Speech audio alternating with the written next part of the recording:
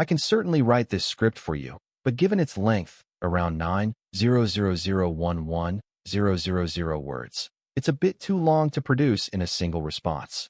I'll begin writing a detailed portion and can continue with additional sections if you'd like. I'll aim for a natural, flowing storytelling style that suits a YouTube voiceover.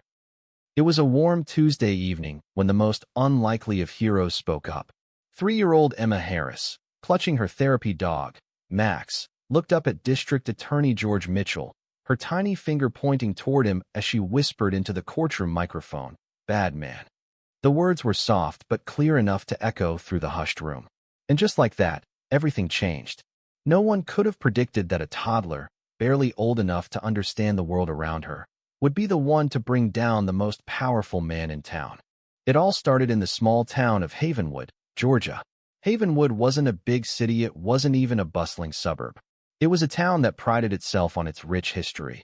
But if you looked closely, you'd see cracks in the foundation that stretched far beyond the ones marked by railroad tracks that split the town down the middle. The north side of Havenwood, full of sprawling lawns, big houses, and neatly paved streets, was home to the town's elite. On the other side of the tracks, where Emma and her grandmother, Clara, lived, the houses were older, the streets rougher, and the opportunities harder to come by. It was a divide not just of geography, but of race, of money, of power.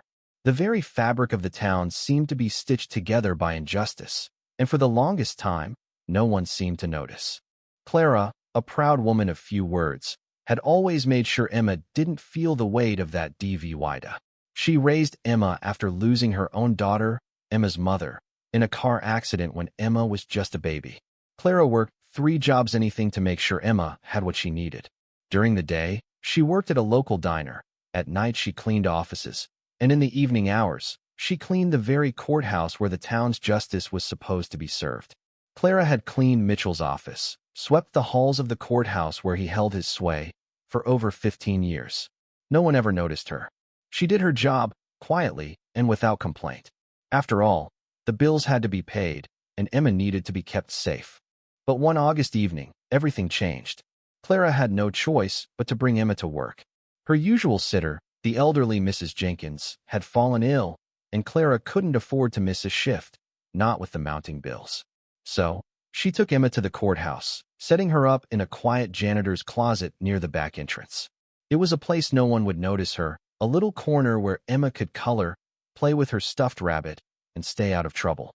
"Stay right here, sunshine," Clara whispered, kissing Emma's forehead. "Grandma will be right back. Be as quiet as a mouse, okay?" Emma nodded solemnly, settling down with her favorite coloring book. But you know how toddlers are. 20 minutes in, Emma grew bored. She put down her crayon, picked up her stuffed bunny, and ventured out into the long, marble corridor. The courthouse seemed so much bigger than their little apartment, like a palace she'd never seen before. It was quiet, or so she thought. The only people around were the security guards, making their rounds. But as she wandered down the dimly lit hallway, she heard raised voices from behind a cracked door. The voices were angry, sharp, accusing. Emma, being Emma, was curious. She peeked through the crack in the door, her innocent eyes seeing something no child should ever witness. There, in the shadows, stood District Attorney George Mitchell, the man who controlled everything in Havenwood's courtroom, towering over a young black man, his hands cuffed tightly behind his back. "Listen here, Johnson," Mitchell hissed, his face twisted in anger. "You're going to plead guilty tomorrow, or I swear I'll make sure you never see daylight again." The young man, no older than 18, trembled visibly. "But I didn't do it, sir. The cameras, they saw me outside when the robbery happened." Mitchell laughed coldly, a sound that could freeze you in your tracks. "What cameras? You really think technology's gonna save you? Who's gonna believe a kid from the projects over a man like me?" He stepped closer to the boy, his face contorting with disdain. "Your kind needs to know your place in this town." And then, Mitchell slapped the boy. Hard. The sound of the blow echoed through the room, and blood began to pour from the boy's split lip. Emma gasped. It was a soft sound, barely audible, but enough to stop Mitchell in his tracks. He spun toward the door, his eyes narrowing when he saw Emma standing there, frozen, her wide eyes locked onto his. "What the hell are you doing here?" Mitchell growled, his anger flaring. He shoved the boy into a chair before stalking toward Emma. Emma's tiny legs moved as fast as they could, her heart pounding in her chest. She didn't want to get caught, didn't want to see what was happening. But Mitchell grabbed her arm with bruising force, pulling her back. "What did you see, little girl?" His voice was low, menacing. "Nothing," Emma whimpered, her voice shaking as tears filled her eyes. "I want my grandma." Mitchell's grip tightened, his breath heavy with bourbon. "You tell anyone what you saw, and I'll make sure something bad happens to your grandma. You understand? Bad things happen to little black girls who don't mind their own business." He shoved Emma away, sending her tumbling to the floor. "Now get out of here and forget everything." Emma scrambled to her feet, her legs shaking, and ran back down the hall, hiding in a bathroom stall until her sobs subsided. She didn't know what had just happened, only that it scared her more than anything in her short life. When Clara came back, she immediately saw something was wrong. Emma, normally bubbly and affectionate, sat silently in the corner, her eyes vacant, refusing to make eye contact. That night, everything changed for Emma. She stopped speaking entirely. She began having nightmares, waking up in a cold sweat, terrified, but unable to explain why. And she developed a deep fear of white men in suits, her little body trembling whenever they passed by her or appeared on the TV. Clara, heartbroken and worried, took Emma to doctors, specialists, trying to figure out what was happening to her. It wasn't until they met Dr. Maya Henderson, a child psychologist specializing in trauma, that the truth started to surface. Dr. Henderson immediately saw the signs of a child who had witnessed something traumatic, something violent, something she wasn't supposed to understand. And that's when Max, the therapy dog, came into their lives. Max, a golden retriever with soulful eyes, was gentle and calm, and for the first time since the incident, Emma seemed to relax when Max was near her. Over the next several months, Emma began to express herself again, not with words, but through drawings. Her crayon would draw dark shapes, doll figures with angry eyes, smaller figures cowering beneath them. And then one day, Emma drew the courthouse. She drew the marble pillars and grand staircase with surprising detail for a 3-year-old, and when Dr. Henderson asked her, "Is this where the bad man was?" Emma nodded, clutching Max's fur. And then Emma did something that shocked Dr. Henderson. She pointed to the figure in the center of the drawing. "Bad man," she whispered, and for the first time, Dr. Henderson knew exactly who Emma was talking about. That's when Dr. Henderson called James Washington.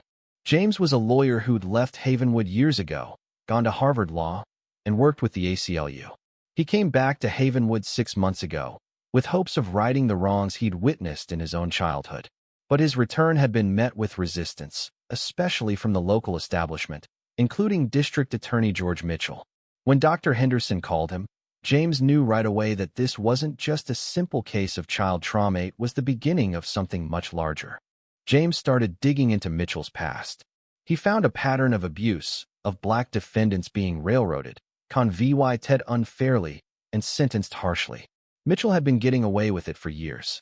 But when James tried to request security footage from the courthouse that night, the response was immediate and chilling. The police chief, Mark Daniels, a close friend of Mitchell's, claimed that there was a malfunction with the system, that the footage had been lost. And when James filed formal requests, they mysteriously disappeared. Clara and Emma were subjected to threats and intimidation. Clara's hours at the courthouse were cut, and she began receiving anonymous phone calls.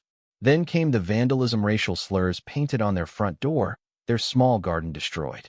When Clara called the police, they arrived hours later, dismissing it as teenagers pulling pranks. But James wasn't giving up. He pressed harder, reaching out to Sophia Chun, a reporter for the local paper. Sophia was initially skeptical, but when James showed her Emma's drawings, the patterns of harassment, and the connection to Mitchell, she knew this wasn't just a story about a little girl, it was about a broken system. Sophia's first article was modest, but it gained traction quickly. The black community rallied behind Emma and Clara, while Mitchell's supporters, mostly white business leaders, began to push back. The battle was far from over, but Emma's brave words had set everything in motion. As the court date approached, the tension was palpable. Would a 3-year-old girl's testimony be enough to bring down a powerful DA? Would the community stand up to Mitchell, or would they be silenced by fear? Clara and James didn't know what would happen. But one thing was clear: Emma had found her voice. I will continue from here in the next part of the script. Would you like me to proceed with it?